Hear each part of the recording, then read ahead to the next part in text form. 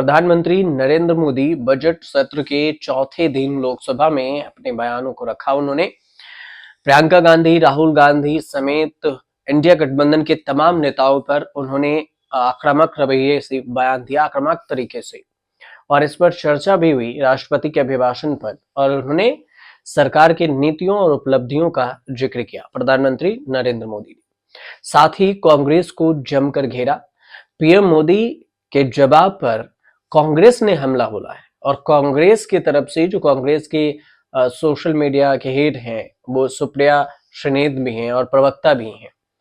उन्होंने कहा कि मोदी जी 2047 तक विकसित भारत बनाने के लिए अगले 22 साल वार्षिक जीडीपी ग्रोथ 8% होनी चाहिए, और ये पिछले 10 सालों से हुई 6% ग्रोथ से ना हो पाएगा, और इस पर आप विचार कीजिए। मोदी जी, पूर्वोत्तर राज्यों को भी आपने ठगा है, और आप पूर्वोत्तर राज्यों की बात कर रहे हैं तो मणिपुर कब जाएंगे? सुप्रिया श्रीनेत ने मणिपुर का नाम लिया क्योंकि मणिपुर में पिछले 1.5 साल से ज्यादा समय से हिंसा भड़की हुई है, और कुकई और मतई समुदाय के बीच में वहां पर हिंसा है। सरकार, राज्य सरकार और फिर केंद्र सरकार दोनों आज तक बैठकें ही कर रही हैं, उस पर कुछ भी अपडेट ऐसा नहीं है कि वहां पर शांति बहाल हो सके।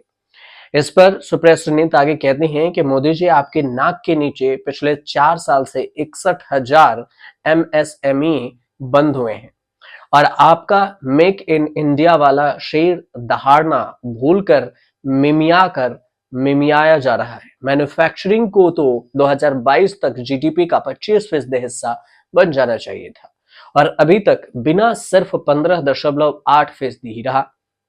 सालाना मैन्युफैक्चरिंग ग्रोथ कर देखें तो इसका टारगेट 12 से 14% था, लेकिन 2014 से ये 5.8% रहा है।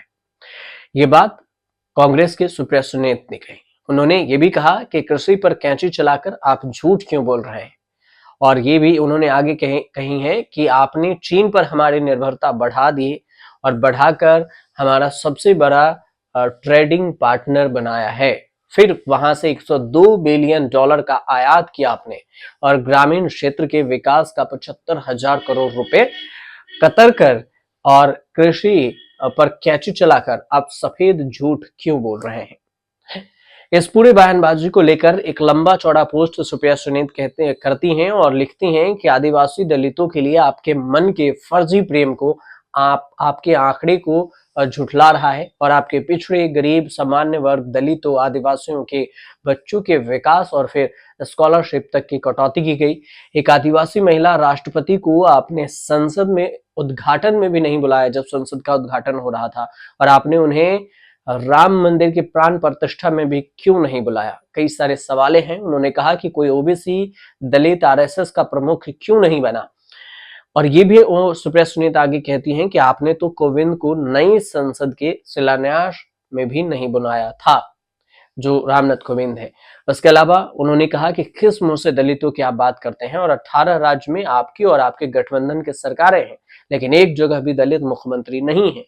और तो और आरएसएस के 100 साल पूरे होने वाले हैं, और आज तक कोई ओबीसी दलित वहां प्रमुख क्यों नहीं बना? ओबीसी समाज की इतनी चिंता, और मोदी जी आपको लेकिन ओबीसी महिलाओं के लिए महिला आरक्षण कानून में जगह नहीं दी आपने। कुल मिलाकर सुप्रिया श्रीनेत ने लंबा चौड़ा पोस्ट किया है, और पूरे पोस्ट में उन्होंने मोदी जो भाषण दिए, बजट सेशन के जो राष्ट्रपति के भाषण थे उस पर चर्चा हो रही थी अभिभाषण पर, और इस दौरान नरेंद्र मोदी ने जिस तरह से कांग्रेस को घेरा, उसी के पलटवार में कांग्रेस की तरफ से सुप्रिया श्रीनेत ने ये पोस्ट की।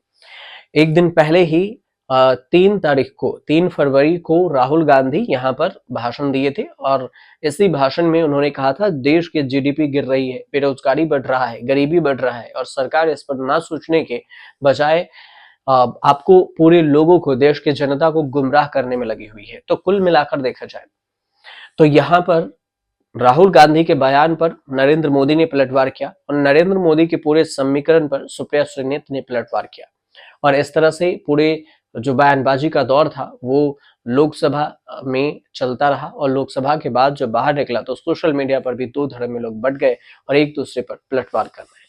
फिलहाल ये छोटी सी जानकारी, अगर आपको अच्छी लगे तो हमारे चैनल को सब्सक्राइब कीजिएगा, शेयर कीजिएगा, कमेंट कीजिएगा।